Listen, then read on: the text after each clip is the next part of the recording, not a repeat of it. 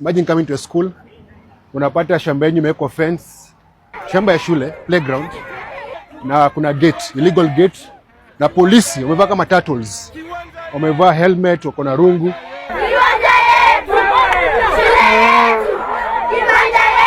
There's a gate over here, an illegal gate.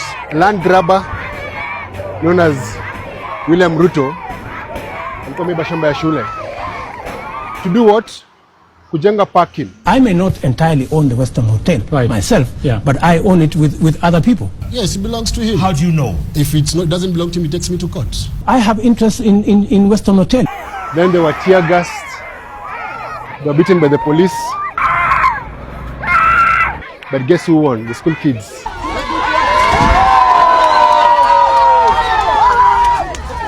Now, to celebrate 11 years since Langata Road Primary School, nataka kujua au mashujaa wako wapi? Where are these heroes?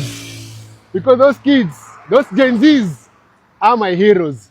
Nataka kufanya reunion, tupatane, we celebrate the win because the playground still belongs to the school. Number one. And number two, we work together to remove the land grabber from power. Because these young kids told us this man is a thief. Wametuzoea sasa. Leo Ruto ni mwizi sana. Ukawa ignore. However, we can fix this. We all want all Gen Zs wachukue kura. The future belongs to us. The present belongs to us, but our present is stolen. This country is in debt, and it's only you and your vote who can fix Kenya.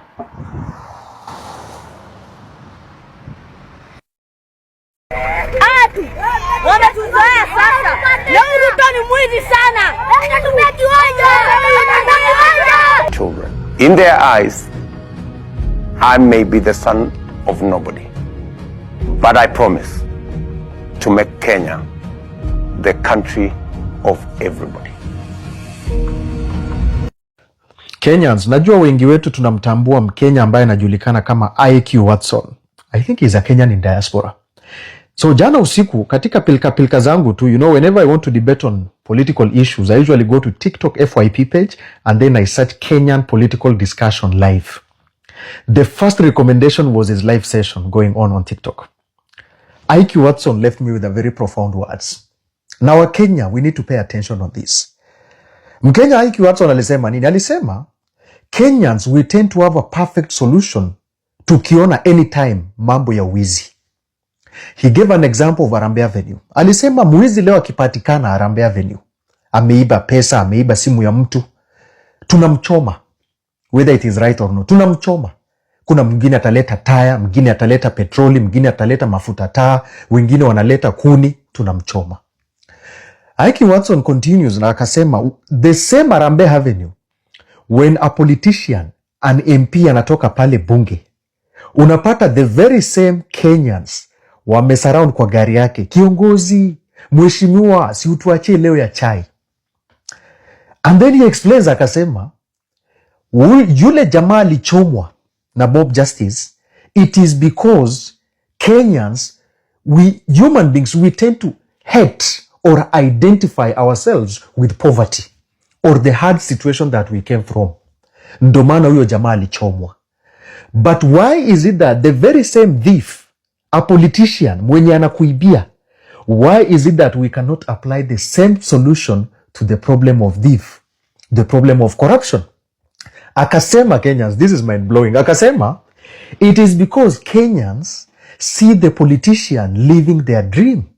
Ukiona pale gari, ukiona pale V8, he sees them, they see the politician, he is living their dream. So they look up to the politician. They look up to the dream that the politician is living in. He continues, akasema, the politicians in Kenya, they only acknowledge your problems. They cannot solve your problem. Munasikia? Ukisikia pale kuna shida Kibera, pale Mlolongo, mwanasiasa atakuja aseme, tutahakikisha, tumefika, tuko pamoja, tutawa promise. But you can never see a politician taking a perfect solving approach to the problem. Kenyans, this is what really is facing us. And then kwa hiyo live session yake, one comment popped up ikasema, the Kenyan social media space will rather entertain a twerking content creator than a young man in Mombasa trying to develop a telescope in viewing the space. Look at our social media space. Nudia nani imelik, video nani imelik, nini gani imelik, but we can never move a constructive argument. Akasema, you know, when you look at TikTok, kuna ile STEM section, science, technology, engineering, and mathematics. What is our presence there, Kenyans, honestly speaking? And then he gave, akasema, African politicians are the smartest because they know what they give us. And he said, William Ruto took close to 4 years akitembe in the Kenyan landscape, akikunywa chai, akikula mahindi na nyinyi, because he is trying to relate with a typical Kenyan life, but he will never appeal or pander to solving their problem, or any other politician. Tukasema, you know, akaendelea kusema Ike Watson, you know, the Mkenya Ike Watson alisema, a case for the guy who was elected for a member of parliament, I think in Igembe North or Igembe South, John Paul Mwirigi.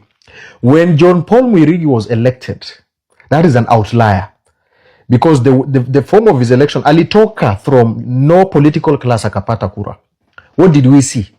Uhuru Muigai Kenyatta alimpea Prado, ama alimpea gari nzuri sana. Immediately, he won that. Do you know the reason why?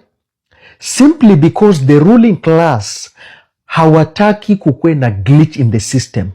The glitch that this guy who came from nowhere is going to push the narrative of the, you know, the struggling class to the working class. So give him an aspect, a tool of pleasure, a tool of distraction, so that he will pander to the interest and the needs of the elites and not the people whom the elites have put in power. Kenyans, that is the reality.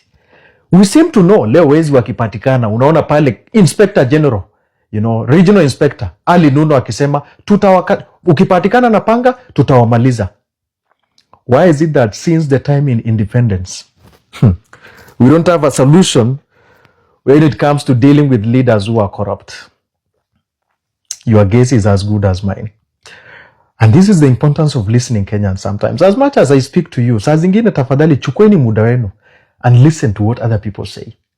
You're going to draw a lot of learning processes and a lot of lessons from the people who have seen this before us. This is very profound anyway. Wakenya tuzidi kumakinika. What is the difference between the ordinary thief and a political thief? Number one, the ordinary thief steals your money, your bag, your watch, and your jewelry, isn't it? But the political thief steals your future, your career, your education, your health, and your business. Number two, the hilarious part is that the ordinary thief will choose whom to rob. But you are the one who choose the political thief to rob you. Because we choose them. We vote them. We blindly say we are not blind. Who is deceiving who?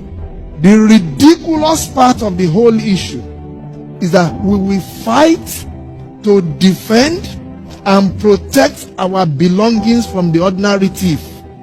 Is it not? But we fight each other to defend and protect the political thief. Is that not what we do? Thugs will be fighting themselves to protect those that are stealing our career, stealing our joy, stealing our health, stealing our success. What a shame.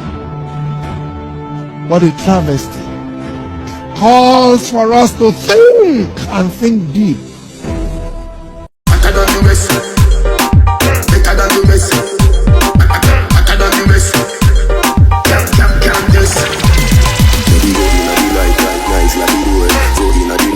Nice like the road, Love